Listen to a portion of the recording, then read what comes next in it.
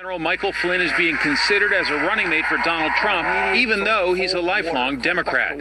His background is national security, but now he's facing some questions on social issues. Abortion, I think it's I think for women, I think women have to be able to choose what they, the right of choice. That angered some leaders in the pro-life movement. Quote, General Flynn has disqualified himself from consideration as vice president, said Marjorie Dannenfelser, president of the national pro-life group Susan B. Anthony list.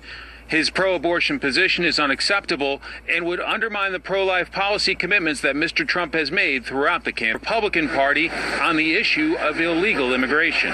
Are they here illegally? I mean, if they're here illegally, then it's illegal. I mean, again, back to my very first point, the rule of law in this country is probably the single biggest strategic advantage that we have above and beyond all other countries in the world, and we cannot allow the rule of law to break down. Flynn served in a number of senior posts in the Army, including as intelligence chief for the Joint Special Operations Command and U.S. Central Command. Flynn was chosen by President Obama to lead the Defense Intelligence Agency in 2012, but said he was fired for trying to reform the military intelligence system. We don't know much about him outside of one thing, which is he is an ardent opponent of Islamic extremism. He was the guy who was sort of leading the effort to find these major players in al-Qaeda and take them out. Flynn has a book coming out tomorrow called The Field of Fight, How We Can Win the Tender if Trump makes the case defeating terrorism and keeping America safe are the top issues in this election.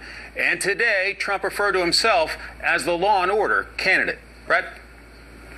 Mike Emanuel in Washington. Mike, thanks. Flynn told Fox this election is not about social issues, gay rights, and abortion rights. He notes his focus is national security and would seem to be a key contender if Trump makes the case defeating terrorism and keeping America safe are the top issues.